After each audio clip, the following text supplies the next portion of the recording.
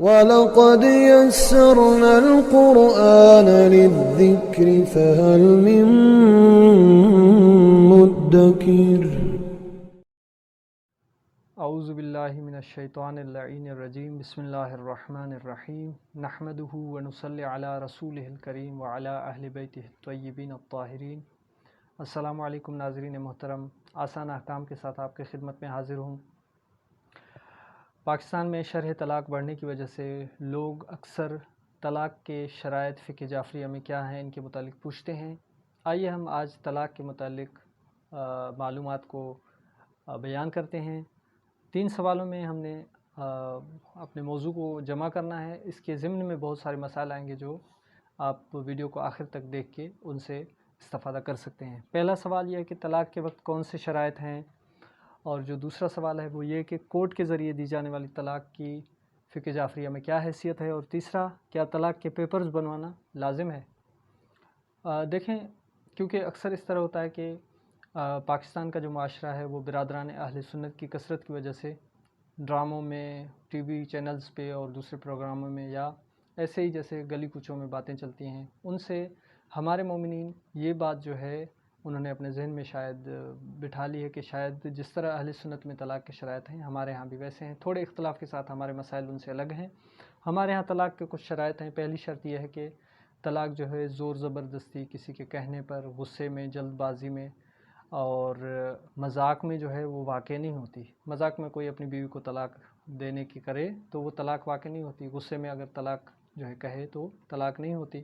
اسی طرح کسی دوسرے کے کہنے پہ، جیسے مائیں کہتی ہیں اپنے بیٹوں کو کہ بیوی کو طلاق دے دو، اور وہ طلاق دے دے عقل سے نہ سوچے، جذبات میں آ کے، تو یہ طلاق نہیں ہوتی۔ دوسری شرط یہ ہے کہ طلاق دیتے وقت عورت جو ہے حیض و نفاس کی حالت میں نہ ہو۔ حیض یعنی مینسز، اور نفاس یعنی جو ڈیلیوری کے بعد ایک دورانیہ تک ایک خون چلتا رہتا ہے، اس دوران جو ہے طلاق نہیں ہوتی۔ اور تیسری شرط یہ ہے کہ حیض اور نفاس سے پاک ہونے کے بعد اس مرد نے اپنی بیوی کے ساتھ جو ہے جنسی ریلیشن شپ قائم نہ کیا ہو، یعنی آخری دفعہ جو اب طلاق دے رہا ہے اس سے پہلے جو ایک حیض یا نفاس کی کیفیت تھی، اس کے بعد ان کے آپس میں جنسی ریلیشن شپ جو ہے قائم نہ ہوئی ہو، یعنی آخری حیض اور نفاس کے بعد ان کا آپس میں میل ملاپ نہ ہوا ہو۔ اور چوتھی جو شرط ہے وہ یہ ہے کہ طلاق جو ہے وہ اس میں 2 جو ہے گواہ کا ہونا ضروری ہے۔ گواہ کے شرائط میں ہے کہ وہ گواہ جو ہیں وہ پرہیزگار اور متقی ہوں، یہاں تک انہوں نے داڑھی بھی نہ مونڈی ہوئی ہو، یعنی باقی تو واجبات انجام دیتے ہیں لیکن داڑھی مونڈتے ہیں، کیونکہ فقہ جعفریہ میں داڑھی مونڈنا جو ہے حرام ہے، اور ایک حرام فعل کا سر عام کرنا فسق اور فجور کا باعث بنتا ہے کہ فسق اور فجور سے جو ہے انسان کی تقوی چلی جاتی ہے، وہ تقوی والا نہیں رہتا، متقی نہیں رہتا۔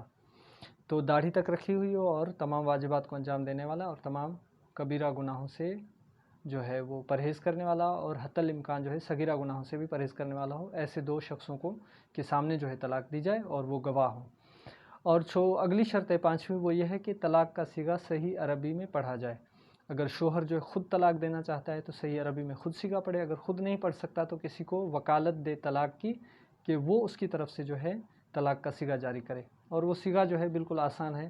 اگر خود مرد جو ہے، اس کی بیوی کا نام مثال کے طور پہ فاطمہ ہے، اس کو طلاق دینا چاہتا ہے تو عربی میں کہے زوجتی ہی فاطمۃ طالقن، کہ میری زوجہ جو ہے جو کہ فاطمہ ہے وہ آج کے بعد وہ اس کو طلاق ہے۔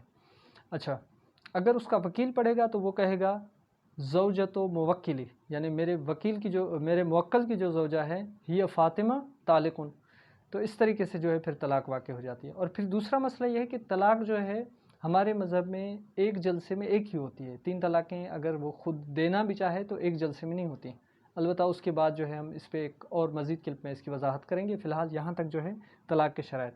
اب دوسرا جو یہاں پہ سوال ہے کہ کورٹ کے ذریعے دی جانے والی طلاق کی کیا حیثیت ہے۔ دیکھیں، کورٹ میں اگر ان شرائط کی جو کہ میں نے بیان کی، مثال کے طور پہ ایک شیعہ شخص جو ہے وہ کورٹ میں جا کے جو ہے طلاق کی پٹیشن داخل کرتا ہے اور کورٹ کے تھرو جو ہے وہ طلاق دیتا ہے، تو ان شرائط کے ساتھ اگر وہ طلاق دے تو اس کی طلاق درست ہے۔ مثال کے طور پہ جج کو جو ہے وکالت دے طلاق کی، اور جج جو ہے اس کی طرف سے 2 عادل گواہوں کے سامنے صیغہ پڑھ دے، یا کسی اور شخص کو جو ہے وہاں پہ یہ اختیار دے کہ آپ جو ہے صیغہ پڑھیں، وکالت اس کو دے دے، اور وہ 2 عادل گواہوں کے سامنے جو ہے طلاق کا صیغہ جاری کرے تو طلاق ہو جائے گی۔ اگر اس طرح نہ ہو، فقط پیپر ورک ہو، یا جج جو ہے وہ طلاق دے دے اور گواہ جو ہے وہ عادل نہ ہو یا دوسرے شرائط جو ہیں ان میں کمی بیشی ہو تو طلاق جو ہے کورٹ والی واقع نہیں ہوتی شرعی حوالے سے.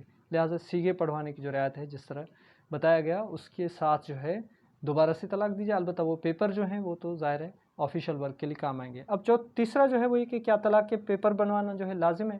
لازم نہیں ہے پیپر بنوانا. شرعاً جو ہے اس طرح کا کوئی حکم نہیں پیپر بنوائے جائیں. لیکن کیونکہ آج کل زمانہ جو ہے پورا جو ہے ایک آفیشیل ہے اور ہر جگہ پہ پروو کرنے کے لیے آپ کو پیپر پیش کرنے ہوتے ہیں. خود آپ کا ایک آئیڈینٹی کارڈ ہوتا ہے کہ آپ جس سے پروو کرتے ہیں کہ آئی ایم پاکستانی، میں پاکستانی ہوں، فلاں شہر کا ہوں، یہ میری ایڈریس ہے. تو ایک عورت جو ہے وہ ظاہر جائے گی کارڈ بنوانے دوسرے مسائل جو حل کرنے کے لیے، تو اس کے پاس بھی ایک قسم کی ایک سند ہونی چاہیے کہ جس سے وہ پروو کر سکے کہ وہ اس نے طلاق لے لی ہے. مثال کے طور پہ دوسری شادی کرنی چاہتی، بہت سارے مسائل ہیں. لہٰذا ان کے لیے لازم ہوگا، لیکن شرعاً جو ہے اس کی ضرورت نہیں ہے. وہی طلاق کے جو شرائط بتائے ان کے تحت جو ہے طلاق جو ہے اگر دی جائے تو طلاق واقع ہو جاتی ہے اور ایک ہی واقع ہوتی ہے. اب یہ 3 طلاق والا کس طرح مسئلہ حل کیا جائے، اس کے بعد حلالہ جو ہے اس موضوع پہ جو ہے ہم انشاءاللہ ایک اگلے جو ہے ویڈیو میں وضاحت کے ساتھ جو ہے اس کو بیان کریں گے. اللہ تعالیٰ آپ کو سلامت رکھے اور احکام دین سیکھنے کی توفیق عطا فرمائے. والسلام علیکم ورحمۃ اللہ وبرکاتہ.